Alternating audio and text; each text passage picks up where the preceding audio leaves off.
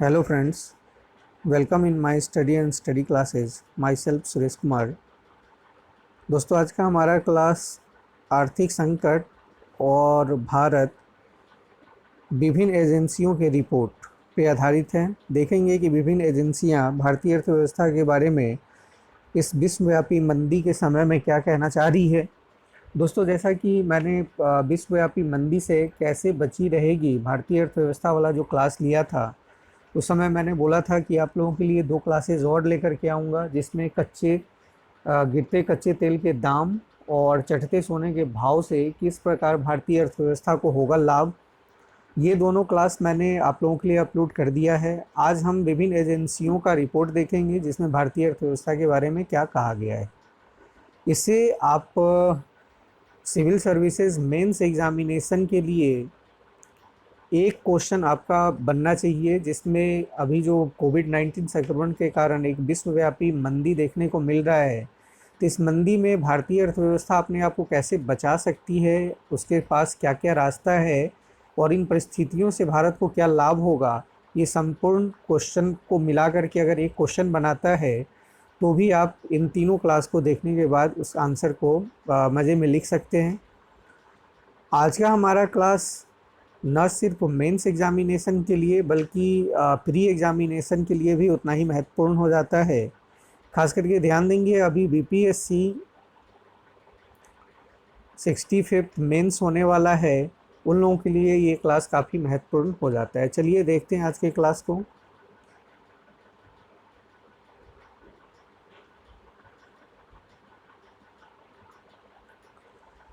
इन दोनों राष्ट्रीय और अंतर्राष्ट्रीय स्तर पर आई रिपोर्ट के मुताबिक विश्व अर्थव्यवस्था के साथ साथ भारत की अर्थव्यवस्था भी पूरी तरह प्रभावित हो रही है। ऐसा इसलिए है क्योंकि पूरी दुनिया कोरोना महामारी संकट से घिरी है।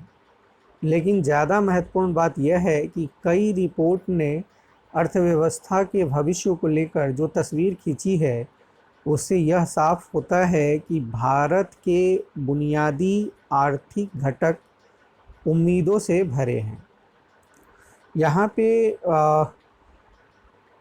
काफ़ी ये प्रश्न एक महत्वपूर्ण स्थान रखता है कि क्या ये विश्व महामारी जो है ये केवल स्वास्थ्य के लिए महामारी नहीं है, बल्कि ये विभिन्न आयामों को अगर देखा जाए उसके लिए भी एक संकट की स्थिति उत्पन्न किया है। खास करके अगर हम अर्थव्यवस्था को देखें तो वैश्विक अर्थव्यवस्था इस तरह से प्रभावित हुआ है, जिसके बारे में हमने काफ़ी चर्चा किया है पिछले क्लास में। तो यहाँ पे कई लोगों का, कई आर्थिक विशेषज्ञों का कहना है कि इसका प्रभाव भारत पर उतना नहीं पड़ना चाहिए और भारत इस स्थिति से निपटने के सक्षम स्थिति को रखता है। तो उन्हीं चीज़ों को अगर हम देखें कि रिपोर्ट में भी अगर बात किया जाए तो यहाँ रिपोर्टों में भी इस बारे में मेंशन किया गया है। भारत अपनी आर्थिक अनुकूलताओं से अर्थव्यवस्था को वैश्विक मंदी के तूफान के बीच भी बचा सकता है और आने वाले वक्त में नई आर्थिक ताकत बनने की ओर बढ़ सकता है। ये क्लास देखने से पहले आप जो हमने पहला क्लास इससे पहले विश्व मंदी से कैसे बची रहेगी भारतीय अर्थव्यवस्था, उसको अवश्य देखें, तब ज़्यादा क्लियर होगा, क्योंकि उसी का एक हिस्सा हो जाता है ये। विभिन्न रिपोर्ट और भारतीय अर्थव्यवस्था। अब हम देखते हैं विश्व बैंक।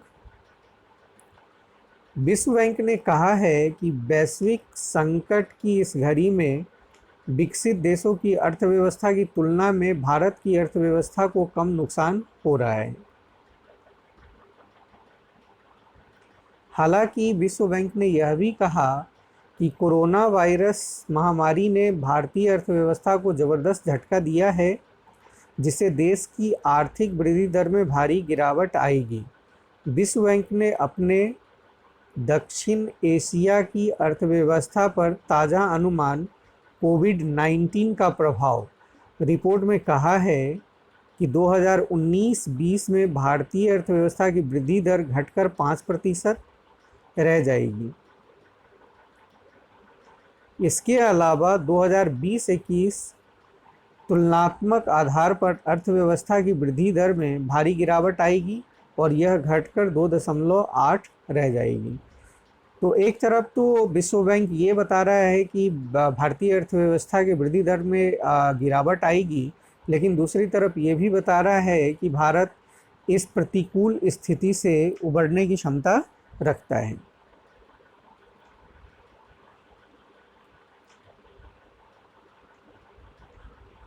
अंतर्राष्ट्रीय मुद्रा कोष IMF ने भी 15 अप्रैल को जारी अपनी रिपोर्ट में चेतावनी जारी करते हुए कहा कि दुनिया में 1930 की वैश्विक मंदी की तरह हालत बन गए हैं।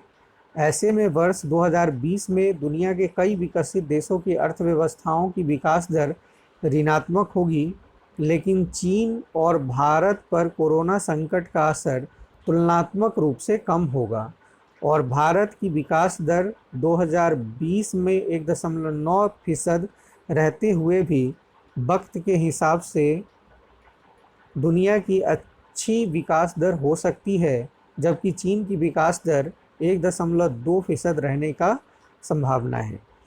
यहाँ विश्व बैंक का रिपोर्ट यह दर्शा रहा है कि विश्व के तो विकसित देश की अर्थव्यवस्था, कई विश्व ऐसे अर्थव्यवस्थाएं हैं जो ऋणात्मक हो जाएगी, लेकिन यहाँ सकारात्मक पक्ष भारत और चीन में यह दिखाया गया है।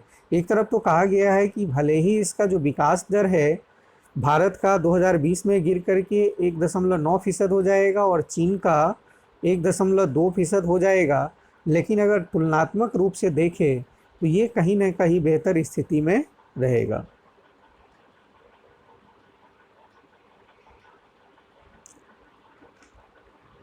एशियाई विकास बैंक, इसी तरह ADB ने वित्त वर्ष 2020-21 में भारत की विकास दर घटने की बात कही है, लेकिन इन वित्तीय संस्थान ने एक खास बात यह भी कही है कि भारत के पास ऐसे मजबूत आर्थिक कारक है जिनकी ताकत के बल पर भारत अगले वित्त वर्ष यानी 2021-22 में अपनी अर्थव्यवस्था में अच्छा खासा सुधार कर सकता है।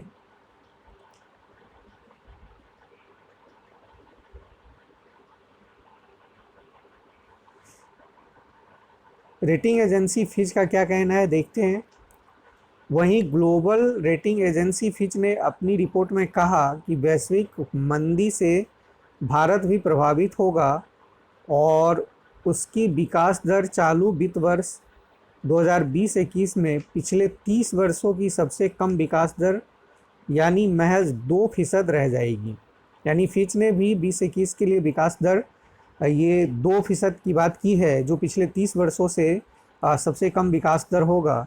लेकिन यहाँ पे फिच का भी एक सकारात्मक दृष्टिकोण है कि लेकिन दुनिया की तुलना में भारत पर मंदी का असर कम होगा।